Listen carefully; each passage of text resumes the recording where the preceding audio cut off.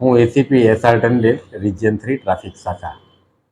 આજરોજ સુરત શહેરના police commissioner Shri Anupamsinh Gehlot સરના ખાસ સૂચના કરેલી કે જે આપણે દરરોજે પેસેન્જર તરીકે બધાને લાવવા આવવા માટે જે ડ્રાઈવર્સ જે રિક્ષા ચાલકો તરીકે કામ કરતા હોય છે એવા, તેમજ સ્કૂલના વાહન ચલાવતા હોય એવા ડ્રાઈવર્સો, તેમજ પોલીસના કર્મચારીઓ કે જેમને કદાચ કંઈ આંખોમાં તકલીફ હોય તો એનું નિદાન થાય, એના અનુસંધાને સુરત શહેરની ટ્રાફિક શાખાની ઓફિસની બાજુમાં આવેલ તાલીમ કેન્દ્ર ભવનમાં એક આ દ્રષ્ટિનું કેમ્પનું આયોજન કરવામાં આવેલું.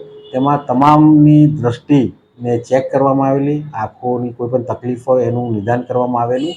અને આ આયોજન પાછળ અમારી સાથે ટેન્જર ક્લબના કર્મચારીઓ અને એમના ટીમ આખી જોડાયેલી હતી. અને આશરે અમે 250 થી 300 માણસોનું આંખોનું ચેકઅપ કરાવેલ હતું.